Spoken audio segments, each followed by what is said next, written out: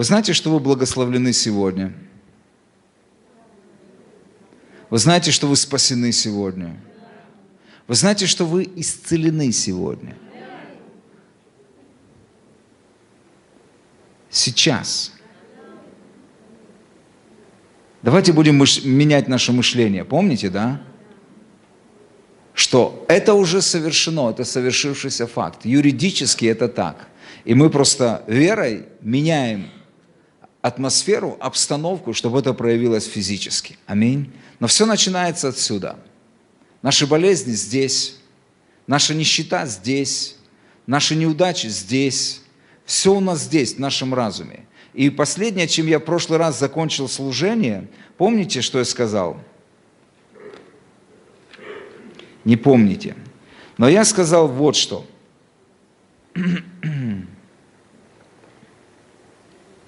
А что я сказал? Много чего говорил, да? Нет, друзья. Я сказал очень важную вещь. Я сказал вот что. Все, с чем мы соглашаемся и с чем смиряемся, становится нашей реальностью.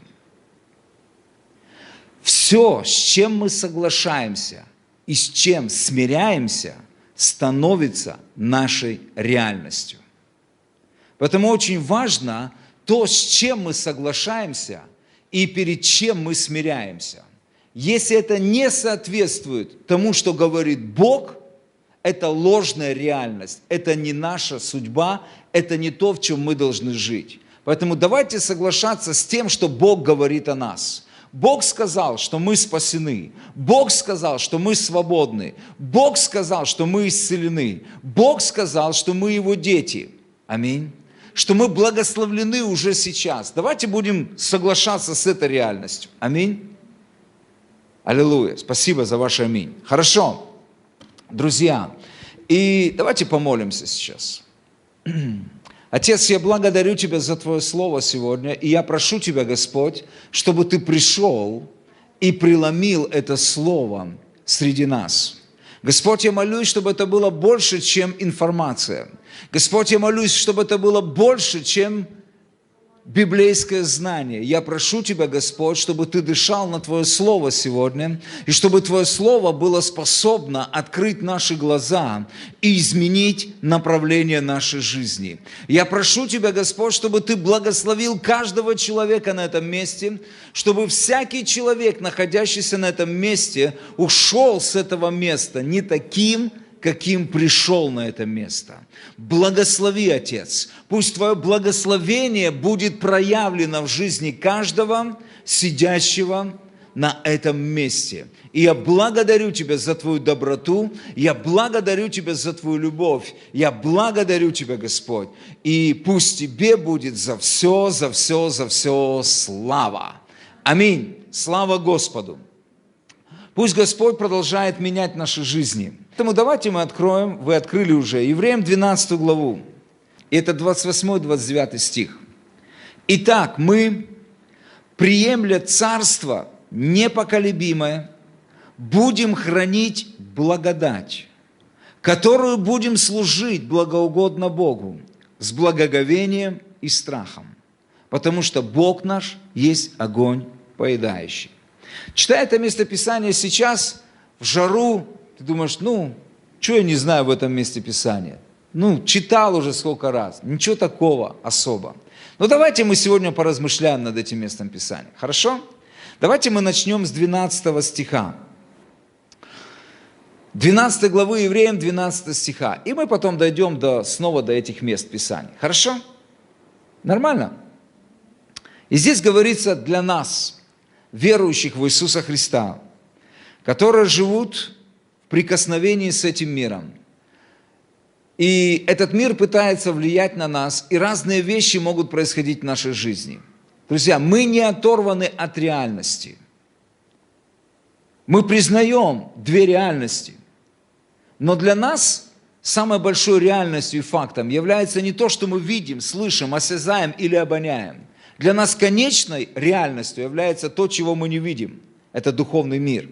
Но мы не оторваны от физического мира, потому что есть настолько супердуховные люди, которые могут быть оторваны от реальности. И знаете, я считаю, что это потерянные люди. Они не подчиняются никому, у них свой Иисус, свои откровения, у них свой пастор, у них свои лидеры. Они не подчиняются никакой власти, ни духовной, ни физической. Это как блуждающие звезды. Поэтому супердуховный человек – это суперплотской человек. И да сохранит нас Господь от этого. Хорошо? Мы прекрасно осознаем, что Бог сотворил нас жить одновременно в двух реальностях. Физической и духовной, невидимой реальности. И мы, водимы Духом Святым и верой, и окончательно мы принимаем за реальность духовную, не отрицая физическую. Хорошо? Такое вступление. Итак, укрепите опустившиеся руки и ослабевшие колено, и ходите прямо ногами вашими, дабы хромающее не совратилось, а лучше исправилось. Старайтесь иметь мир со всеми и святость, без которой никто не увидит Господа. Аллилуйя. Друзья, без святости, Писание говорит, никто не увидит Бога. Что такое святость, друзья?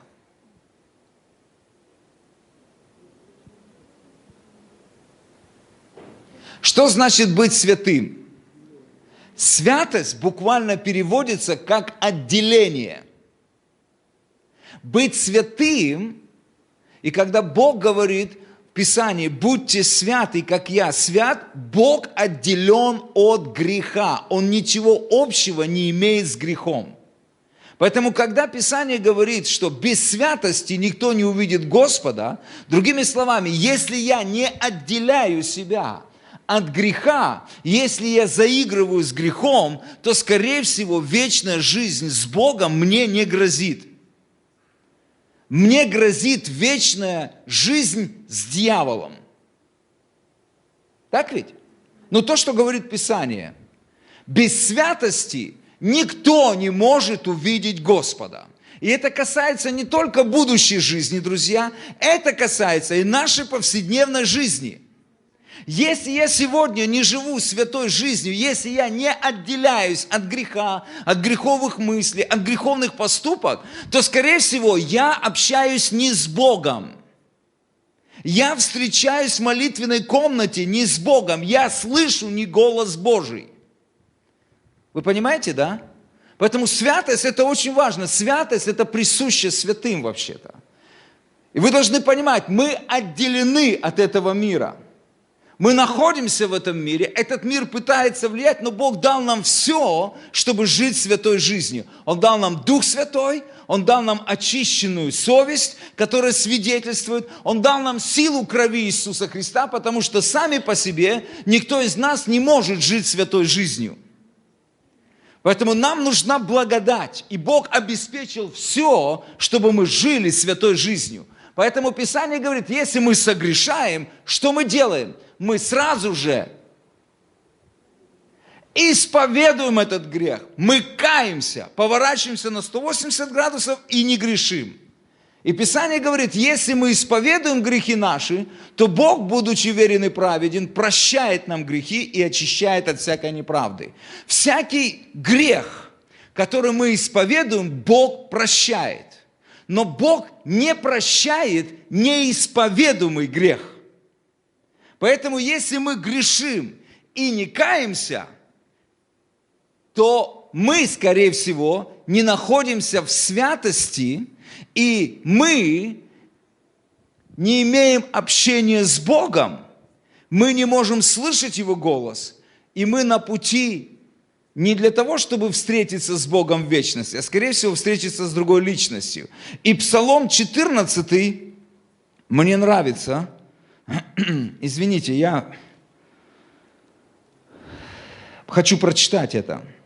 Смотрите, Псалом 14, Давид говорит, «Господи, кто может пребывать в жилище Твоем?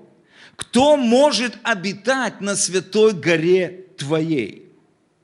Вопрос хороший. Кто может стоять перед твоим лицом? Кто может слышать твой голос? Кто может переживать твое присутствие? Кто? Хороший вопрос. Вот ответ. Тот, кто ходит непорочно и делает правду, и говорит истину в сердце своем, кто не клевещет языком своим и не делает искреннему своему зла, и не принимает поношение на ближнего своего, тот, глаза которого презрен отверженный, но который боящихся Господа славит. Кто клянется хотя бы злому и не изменяет, то держит свое слово. Кто серебра свое не отдает в рост и не принимает даров против невинного, поступающий так не поколеблется вовек. Советую вам подчеркнуть вообще этот псалом. Вот условие человека, с которым Бог желает встречаться. Вот что называется святость, буквально, да? И мы продолжаем снова Евреям. Старайтесь иметь мир со всеми и святость, без которой никто не увидит Господа. Наблюдайте, чтобы кто не лишился благодати Божией. Вау! Чтобы какой горький корень, возникнув, не причинил вреда, и чтобы им не осквернились многие. Писание говорит, чтобы мы были внимательны и наблюдали. И знаете, что удивительно? Что здесь написано, чтобы мы наблюдали не за собой. Давайте еще раз. Да? Так ведь? Наблюдайте, чтобы никто не лишился благодати. То есть будьте внимательны к людям, которые вас окружают. Не наполнены ли они горечью? Знаете, что такое горечь? Горечь – это плод обиды. Горький корень, горечь – это обида. Вы понимаете? Если ты обижен, и когда люди говорят, а я простил его, но ты на самом деле, это причиняет тебе боль, то ты не простил этого человека. Ты обижен на этого человека. И горечь – это плод обиды. Горький корень, горечь. И когда ты встречаешься с такими людьми, знаете, что выходит из их уст? Яд. Поэтому автор послания говорит нам, наблюдайте, чтобы кто не лишился благодати Божьей, то есть благоволения Божьего. Потому что люди с горьким корнем, обиженные, живущие в непрощении, которые изрыгают яд. Вы понимаете? Они отравляют атмосферу, и это люди, которые лишены Божьей благодати. Так что будь внимателен, с какими людьми ты общаешься. Они могут отравить тебя. Так ведь? Прочитайте, снова можете вернуться в Псалом 14, вы увидите. Не принимающий поношение на ближнего своего. Вы понимаете? То есть человек, который не принимает всяких сплетен, всякого негативизма, все плохое, что выходит на ближнего твоего, на твоего брата, на твою сестру, говорит, я не хочу даже слышать и принимать. Как правило, это делают люди с горьким корнем. Люди, которые были обижены, справедливо или несправедливо, не имеет значения. Наше дело не выяснять, справедливо меня обидели или несправедливо. Наше дело прощать. Вы понимаете? Прощать. Мы не судьи, чтобы говорить, а меня несправедливо обидели. Твое дело не разбираться, справедливо или несправедливо. Потому что то, что может казаться несправедливо в твоих глазах, является справедливым в глазах множества людей. Вы понимаете? Поэтому тут 50-50. Лучше этим не заниматься. Поэтому лучше всего простить, чтобы не было боли. Просто простить, не углубляться в это. Не питаться обидами, потому что обида, она производит горечь. Наблюдайте, чтобы кто не лишился благодати Божией, чтобы какой горький корень, возникнув, не причинил вреда, и чтобы им не осквернились. И знаете, что меня настораживает? Многие по своей душевности, знаете, люди, они душевные. По своей душевности мы можем проглотить все. Брат или сестра, или кто-то пришел, сказал, ты знаешь, как мне плохо, а знаешь, что мне плохо? А мне плохо, потому что вот этот брат сказал мне вот это, а вот эта сестра меня обидела вот это. И тебе плохо, ай-яй-яй, какие они, давай я помолюсь за тебя. И ты начинаешь молиться, и на самом деле ты попался.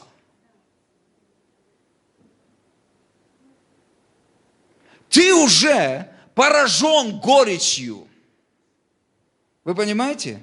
Ты съел, вместо того, чтобы услышать, а что они так думают о тебе? А почему ты взял, что они так думают о тебе? Может, дьявол тебе нашептал это? А ты ходил с ними, разговаривал, ты выяснял это?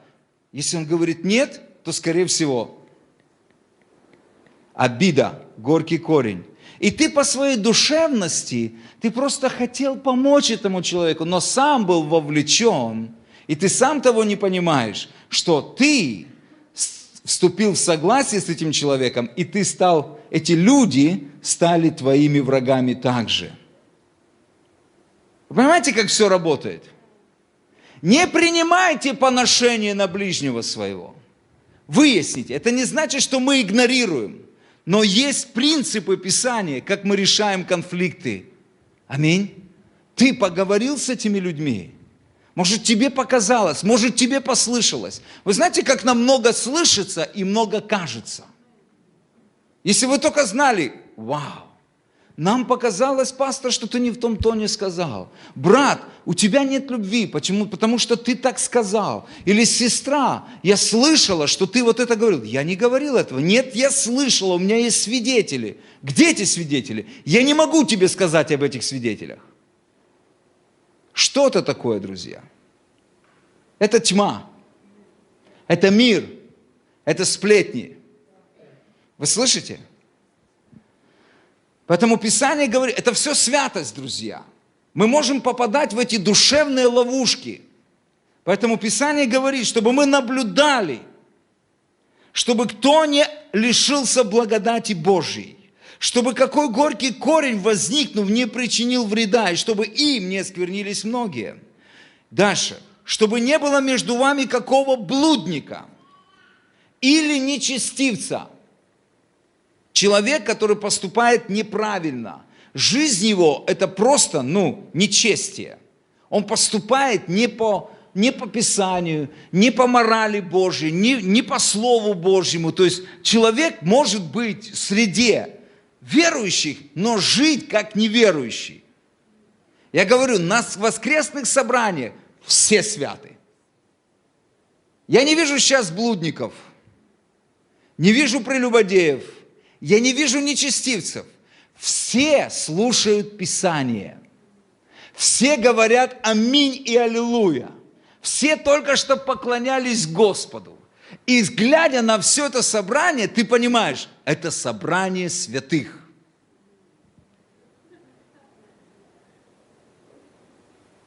Правильно? И здесь написано, чтобы не было между вами какого блудника или нечестивца, который бы, смотрите, нечестивцы, который бы, как Исав, за одну снеть отказался от своего первородства. Помните историю Исава? И когда ты смотришь описание Исава, мы не будем касаться. Вообще-то Божий муж, сильный, охотник, любимый сыну отца, первенец. Вообще, по всем критериям, благословенный человек, у него хорошее будущее должно было быть. Но Писание говорит, он был нечестивцем. Исав был нечестивцем. Внешне, по поведению, он был суперстар. Но внешне, внутри, он был гнилой. Потому что когда коснулся вопрос удовлетворения своих плотских нужд, а в данном была это еда, ему сильно хотелось кушать. Он пришел и ради еды, ради того, чтобы удовлетворить свое, знаете, такую плотскую, это не то, что там, вот 7-минутное желание. Вот я сейчас голоден, пока не поем, ничего не будет. Пока не поем, ничего не будет. Пока не благословен будет, ничего не будет. Пока это, знаете, и это для его эго. И на этом сыграл Иаков. И он говорит: окей, ты хочешь кушать? Продай мне свое первородство. Казалось бы, что тут такого? Скажи просто слово. Что мне с того первородства? Я есть хочу. Ради удовлетворения, знаете, временных плотских нужд, нечестие. Вот что такое нечестивый. Ради удовлетворения своих плотских нужд, желаний своей плоти, мы отказываемся от великого наследия. И вы знаете, казалось бы, вот физическим языком смотришь, да, языком и вообще, физически смотришь, что произошло? Подумаешь, захотел кушать, подумаешь, ради еды, чтобы накормить. Исав бы не умер, он бы мог бы сам себе приготовить еду, так ведь? Тем более впоследствии мы видим, что он хорошо готовил, он готовил очень вкусно, так что отец хотел просто... Я что-то перепутал. Исав, Иаков, отец. Исаак. Исаак хотел вкусного кушания от Исава. Помните, да? То есть Исав на самом деле вкусно готовил, очень вкусно готовил. Отцу нравилось, как он готовит. Но в тот момент Исав говорит: мне некогда, я не хочу ждать. Я хочу сейчас, сегодня, сейчас и много. Это было нечестие. И он торговался со своим первородством, и он отдал его. И вы знаете, какое последствие ужасное? Это то, что Писание говорит нам, что если мы не живем святой жизнью, если мы угождаем своим плотским похотям, если мы не дорожим, кто мы есть, именем, которым мы наречены, как Христовы, вы понимаете? Если мы не дорожим Царством Божьим, если мы идем на компромисс с этим миром, если для нас ничто, то, как мы называемся и как Бог смотрит на нас, то мы никто иные, как можем быть нечестивцы. Но никто и так из нас не думает, так ведь? Но смотрите, какие последствия. Как Исав за одну снеть отказался от своего первородства. Ибо вы знаете, что после того он, желая наследовать благословение, что? Был отвержен. Друзья, и это поставлено в пример, что многие люди желают благословения, но не получают. Они отвержены Отцом. Они молятся, они могут посещать церковь, они могут поститься, они могут все, что угодно. Но если они не дорожили в своей жизни царством, которое они призваны, титулом Божий Сын, возлюбленный, потому что мы Божьи сыновья по вере в Иисуса Христа, мы Божьи служители. Если мы не хранили святость, если мы не ходили в покаянии, не жили в покаянии, то, друзья, может быть, мы можем переживать отвержение со стороны Бога. Это записано в Новом Завете как пример для нас. Так ведь? И вы знаете, что после того он, желая наследовать благословение, был отвержен, не мог переменить мысли отца, хотя и просил о том со слезами. Вы приступили, то есть автор послания, он говорит: друзья, насколько серьезнее, если там было очень серьезно, люди лишались своего благословения, своего наследства, то, говорит, сегодня вы даже себе представить не можете, насколько серьезно ваши отношения, ваши взаимоотношения с Богом должны быть. Раньше все урегулировалось законом. Недавно мы говорили с моей драгоценной женой о законе. Она говорит: послушай, смотри, как жестко было в том завете. Вроде бы справедливо и жестко. Человек, который попадал в прелюбодеяние, что с ним делали? Побивали камнями. Человек, который поднимал руку или кричал на своих родителей, что с ними делали? Побивали камнями. Человек, который убил другого человека, что делали? Побивали камнями. Вы представляете, да? Люди на самом деле боялись грешить из-за страха смерти. Ну, по идее, так вот, если взять. Поэтому для них было, то есть такое вот, и это грехи, за которые ты не мог принести жертву. Вы понимаете, да? То есть не все жертвы покрывали твои преступления. Если ты согрешил что-то там, что-то другое, ты мог принести жертву, и священник принимал это. Но и были грехи, за которые просто не принималось никаких жертв. Если человек вступал в идолопоклонство, то есть его побивали камнями. Если он начинал ворожить или колдовством, его побивали камнями. Слушайте, в каком прекрасном завете мы живем? Да? Все живы здесь. Все блудники, прелюбодеи живы. Бог не осудил нас. Бог простил нас.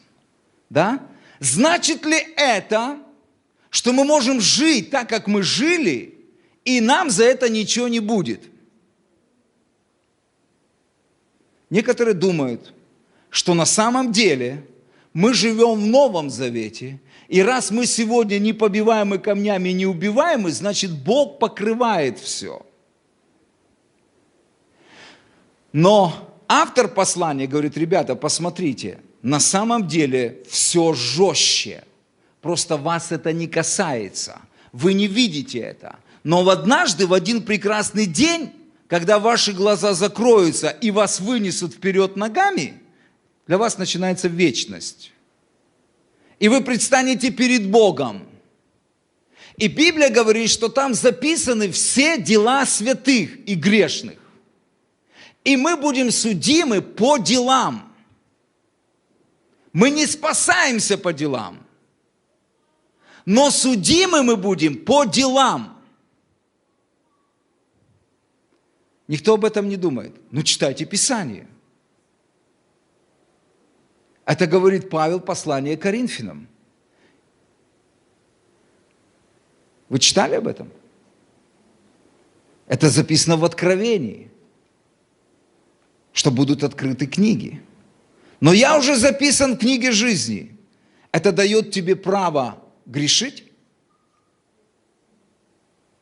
Если ты сегодня записан в книге жизни, это дает тебе право грешить, жить в нечестии, попирать святую кровь завета, нарушать Божьи слова, Божьи заповеди? Скажите мне. Вообще нет. Я тоже так думаю. Более того, я убежден. Я хочу найти это место Писания. Это записано во второе послание к Коринфянам, 5 глава. И я прочитаю здесь, с 9 стиха. «И потому ревностно стараемся, водворяясь ли, выходя ли, быть Ему угодными. Ибо всем нам должно явиться перед судилище Христова, чтобы каждому получить соответственно тому, что он делал, живя где? В теле, доброе или худое. Итак, зная страх Господень, вау, вы понимаете? Должен присутствовать страх, потому что я должен жить в покаянии.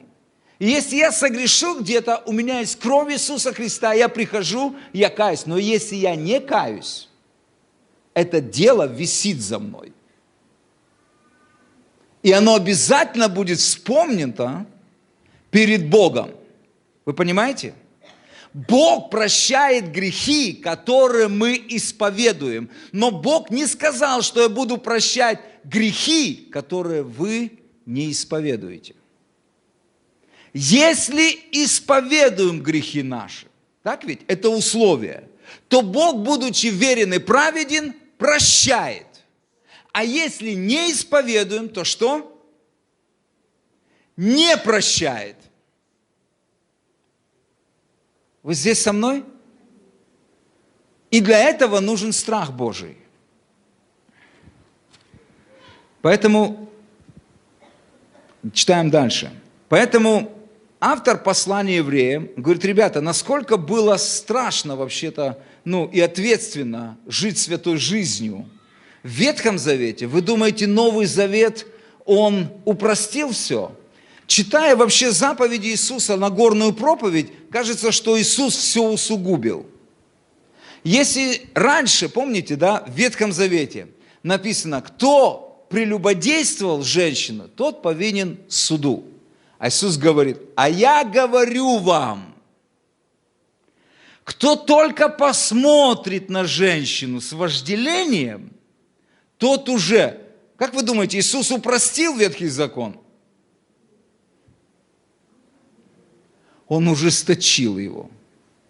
Упс. Это Христос.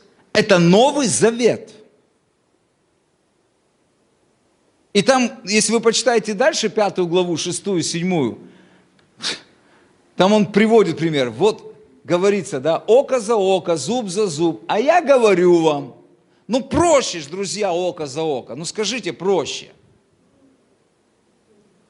Проще, чем подставлять левую или правую щеку. Правильно? Тебя ударили слева, ответь справа.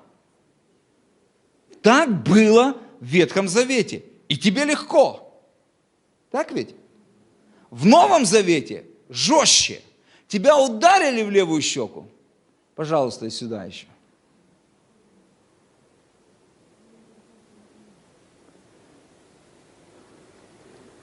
Поэтому, друзья, на самом деле, я не знаю, как люди смотрят на Новый Завет. Я понимаю, что без Божьей любви, без действительно рождения свыше, без страха Господнего, без того, чтобы понимание, что сделал Христос на кресте, без Божьей благодати, без силы крови Иисуса Христа, мы должны настолько держаться за эти истины, просто держаться за Божью благодать, за Божью милость, за кровь Иисуса, за веру, за крест, за жертву, за Дух Святой, чтобы нам пройти. И Бог дал нам весь этот арсенал. Он говорит, вы можете это. Каждый из вас, вы можете. Вы приступили не к горе, осязаемой пылающей огнем, не ко тьме, мраку и буре, не к трубному звуку и голосу глаголов, которые слышавшие просили, чтобы к ним более не было продолжаемо слово. Ибо они не могли стерпеть того, что заповедуемо было. Если зверь прикоснется к горе, будет побит камнями или поражен стрелой. И столь ужасно было это видение, что и Моисей сказал, я в страхе и трепете. Но вы приступили к горе Сиону. То есть автор послания говорит, там было страшно. Он говорит, друзья, поймите ответственность. Новый Завет намного серьезнее и ответственнее к нам.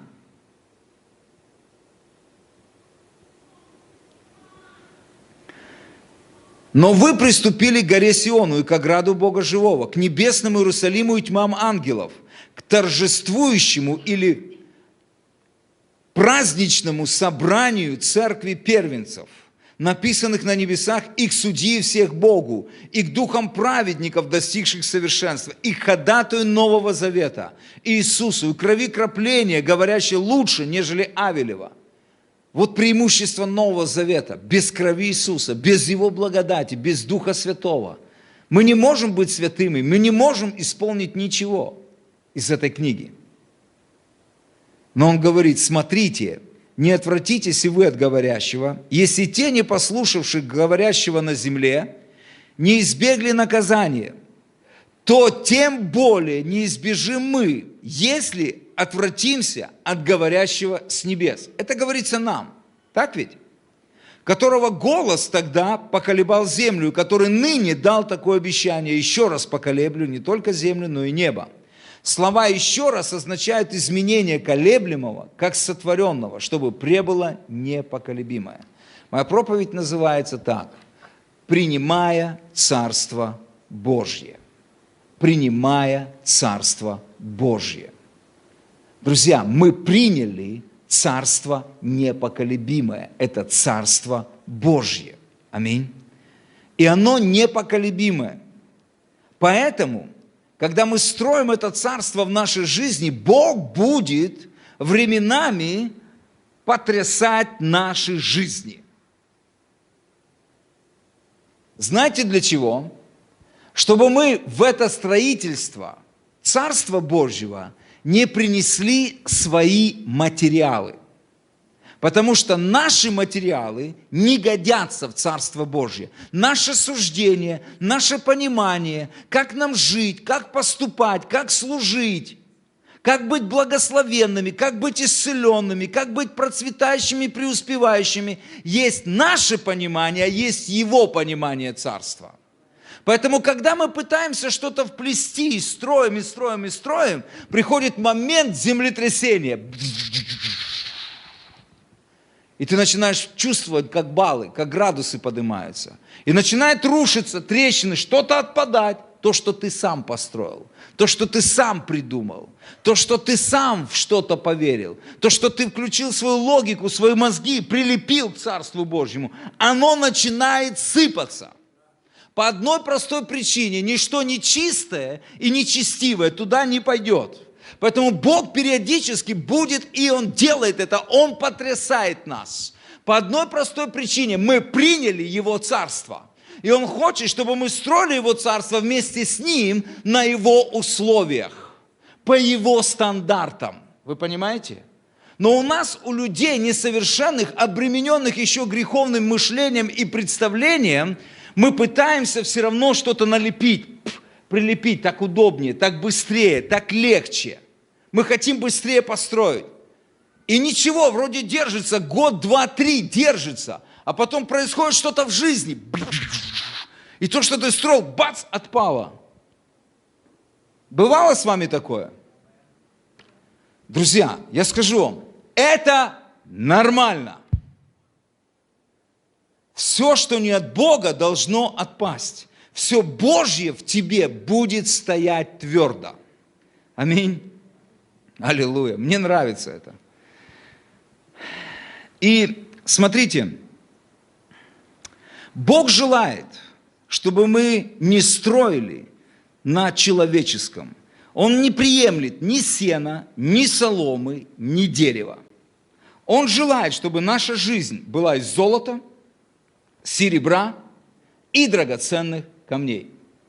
Вам хочется, чтобы ваша жизнь строилась на Божьей славе, на Божьем искуплении и на Божьих откровениях и дарах.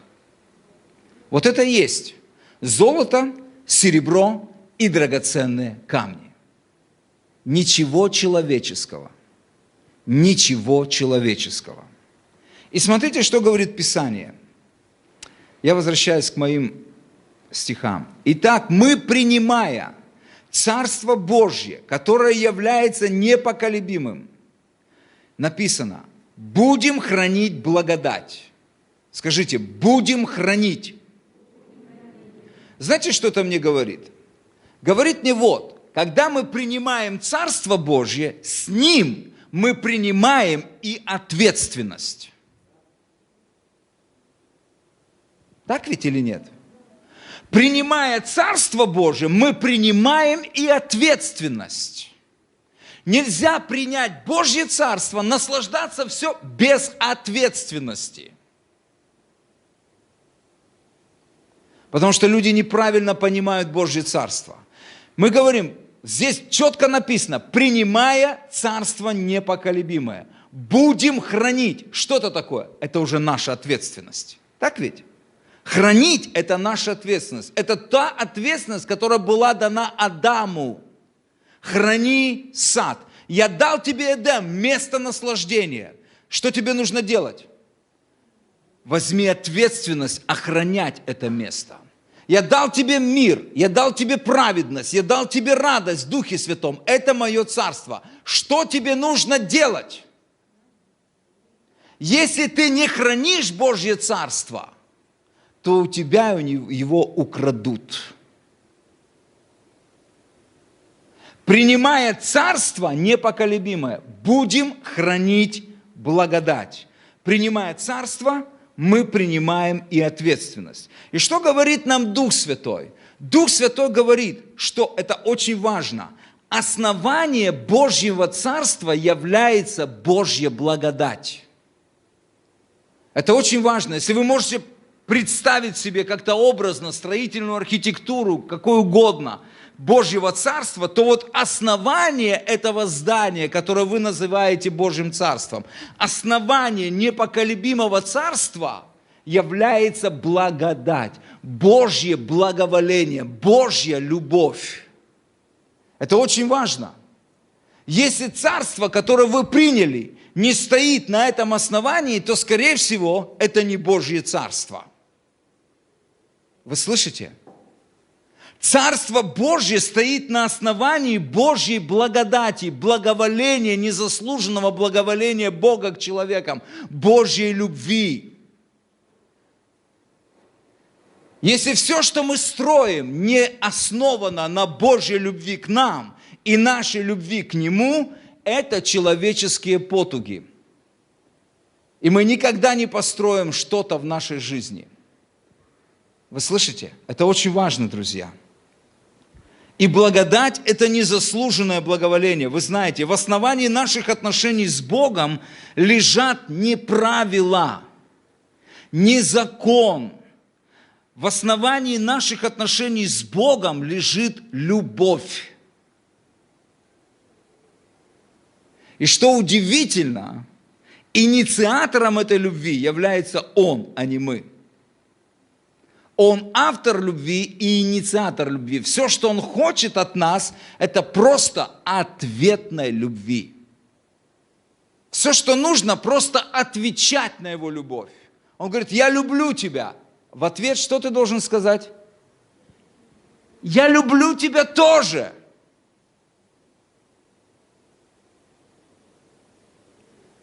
Вы понимаете? Просто все, что говорит Бог нам, мы возвращаем тем же Ему. Если Он отдал своего Сына, то что мы должны отдать? Себя точно так же отдавать. Вы понимаете? Вот в чем любовь проявляется. Все, что Бог говорит нам, потому что иногда мы придумываем сами себе любовь. Как мы будем выражать Богу любовь? Не нужно придумывать. Отвечайте тем, что Он говорит вам и как Он говорит вам. Потому что Он есть автором любви и инициатором этой любви. Вы понимаете, да? Не придумайте ничего нового, отдавайте Ему тоже. Все, что Он дал вам, отдавайте Ему. Соглашайтесь с этим. Аминь. И смотрите, я просто прочитаю 1 Иоанна 4, 9, 10. Любовь Божия к нам открылась в том, что Бог послал в мир единородного Сына Своего, чтобы мы получили жизнь через Него. В том любовь, что не мы возлюбили Бога, но Он возлюбил нас и послал Сына Своего в умилостивление за грехи наши. Он является инициатором любви. Основанием Божьего Царства является Божья любовь, Божья благодать. Аминь.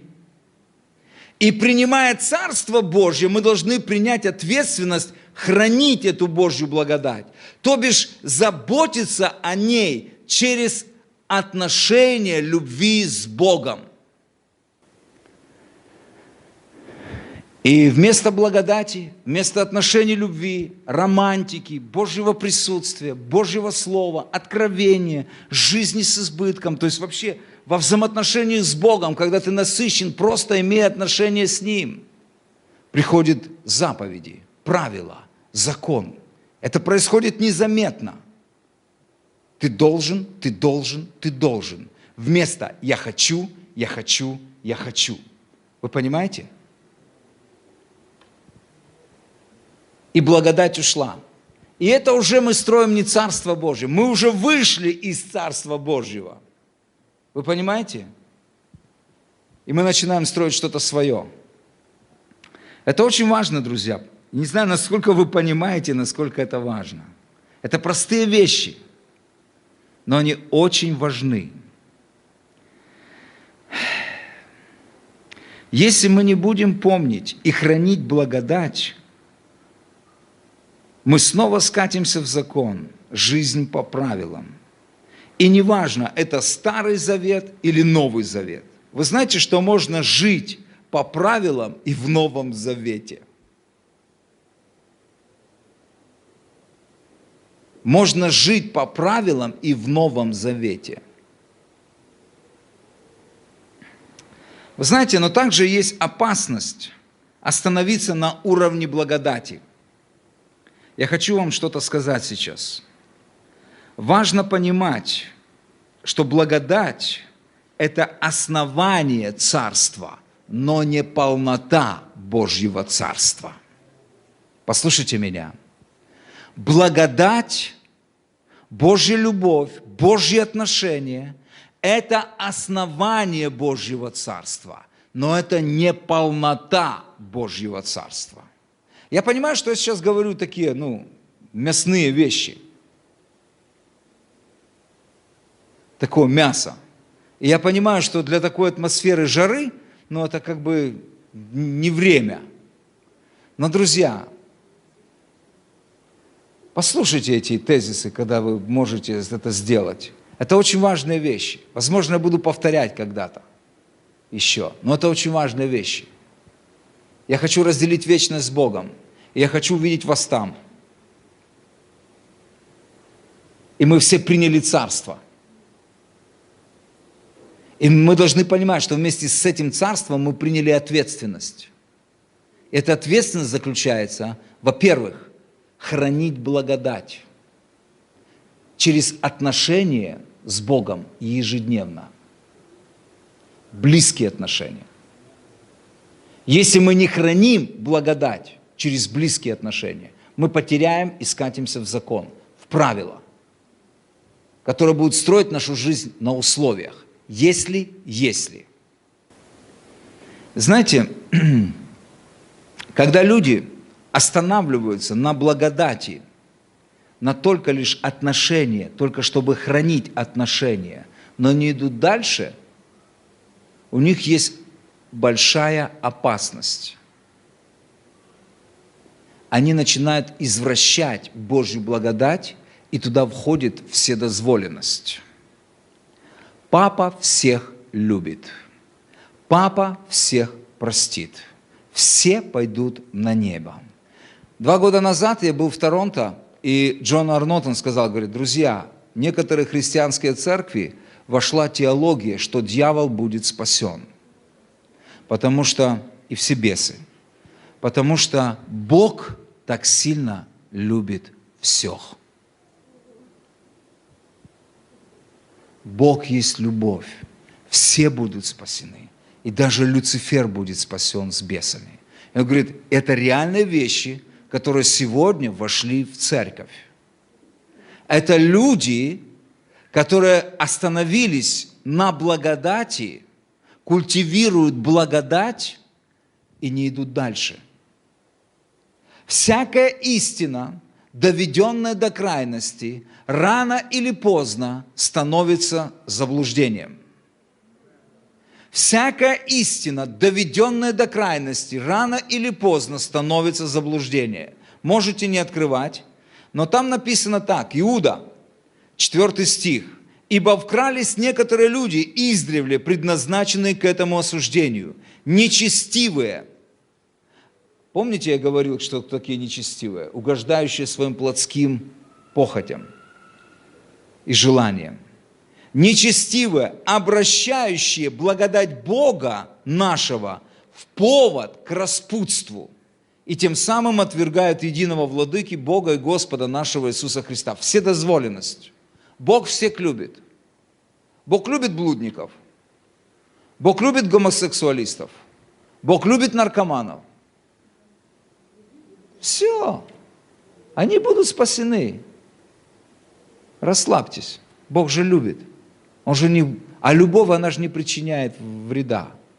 Он же в ад их не пошлет, Он так сильно любит. Люди настолько зациклились за любовь, что они забыли вообще, для чего предназначена благодать. Давайте вернемся в Евреям 12 главу, мы будем заканчивать. Друзья, это очень важные вещи, которые я говорю. Я видел, встречаю и продолжаю встречать таких людей. И учения такие, которые поднимаются сегодня в теле Иисуса Христа, они распространены. Уже на Украине, в России, в постсоветском пространстве. То есть люди чрезмерно увлекаются благодатью, не понимая, для чего дана благодать, как ей пользоваться. Но вот это место Писания, оно дает хороший баланс, что, принимая Божье Царство, у нас есть ответственность хранить благодать. А если вы правильно понимаете благодать и культивируете благодать, и растете с помощью благодати, то эта благодать приведет вас, знаете, к чему? Читаем дальше. Будем хранить благодать, которою будем служить благоугодно Богу. Это очень важно, друзья. Жизнь по благодати и жизнь в благодати обязательно приведет вас к служению Богу. Когда люди просто наслаждаются благодатью, а папа всех любит, а все аллилуйя. Поймите, я речной человек. И я понимаю, что такое благодать. И я понимаю, как извращают благодать. Но люди, живущие по благодати, рано или поздно обязательно придут к служению Богу. И что удивительно, смотрите, не просто к служению Богу, а написано благоугодно Богу, служить благоугодно Богу. То есть не на своих представлениях, как ты понимаешь Богу служить, а на Его условиях Богу служить. Вы понимаете? Потому что сегодня люди говорят, я Богу служить буду тогда, когда захочу и как захочу. Друзья, тогда мы ничего не понимаем. Богу мы служим на Его условиях. Всякое служение Богу на наших личных условиях не является служением Богу. Богу мы служим на Его условиях. Аминь. Вы понимаете? Поэтому благодать и жизнь по благодати обязательно приведет нас к служению. И не просто к служению, так как мы это себе представляем, а к служению на условиях Бога, а не на наших. И все, друзья, все, что связано, я думаю, что нужно уделить какое-то время мне попозже. Потому что когда мы видим в Писании служение Богу, и если вы в контексте рассмотрите, что такое служение Богу, то это всегда сведется к одному – к священству. Вы знаете, что царственная власть или царская власть над дьяволом и над бесом выходит, и вообще над обстоятельствами, выходит из священнического служения. До тех пор, пока мы не научимся и не вступим или не войдем в священническое служение Богу, мы не будем ходить в царской власти. Друзья, это очень важные вещи, я говорю. И я понимаю, что это не время для этого собрания, жары и так далее, и так далее. Но я должен высвободить это. А потом мы будем говорить над этим. Насколько моя жизнь сегодня подчинена священству. Если я принял царство непоколебимое, если я начал хранить это царство через личное взаимоотношение с Богом, то я обязательно перейду, и я стану священником, я перестану жить для себя, я начну жить для Него святой, богоугодной жизнью, умерщвляя дела плоти Духом Святым. И я начинаю приносить жертвы, угодные Богу, плод уст. Вы понимаете? Общительности, благотворения. Есть так много вещей, которые Библия называет, все, твоя жизнь не принадлежит тебе, она принадлежит Ему.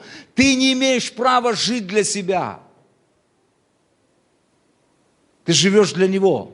Это брак, это завет с Богом. И пока кто-то в этом завете жив, будут проблемы. Но я точно знаю, что один уже в этом завете мертв. Иисус Христос умер за тебя. Вы понимаете? Он заключил завет, и Он умер за тебя. Он умер для тебя. В этом завете Он исполнил все. Осталась часть наша – умереть для Него, за Него, жить для Него, служить Ему. И тогда жизнь, царство, оно просто вспыхнет. Вы понимаете? Он исполнил все. Он вступил в завет с нами. Он наш жених. Мы помолвлены с Ним.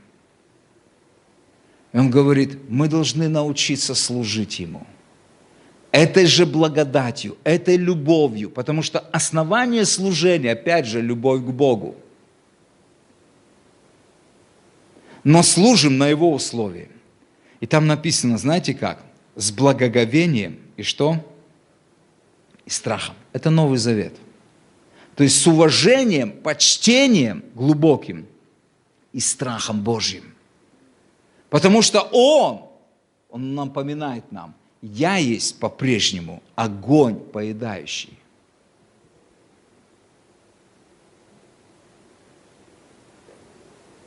Вот что такое принять Царство Божие, друзья. Сколько людей сегодня в теле Иисуса Христа понимают так, принять Царство Божие, жить в Царстве, жизнь в Царстве. Сколько людей из присутствующих здесь понимают, что такое жить в Царстве, наслаждаться Царством. Все, что даровано Христом в Царстве. Почему люди не переживают этого? Почему мы не переживаем этого? Я вам скажу. Давайте протестируем себя, проверим. Поддерживаем ли мы отношения благодати, любви с Ним ежедневно? Имеем ли мы эти отношения от сердца к сердцу? Вошли ли мы в священническое служение? Живем ли мы для Него? Жертвуем ли мы всем для Него? Все, что есть у нас. Потому что мы уже не считаемся с собой. Мы хотим, чтобы наша пища – это творить волю пославшего нас и исполнить волю Его. Так ведь? Все, это наша еда, это то, чем мы живем ежедневно, исполняя не наши прихоти, не наши желания, а Его. Мы подчинили себя Ему, мы стали священниками Ему. Хочется, чтобы мы перешли в разряд зрелости, зрелых верующих, от благодати к служению и служению на Его условиях. Окей.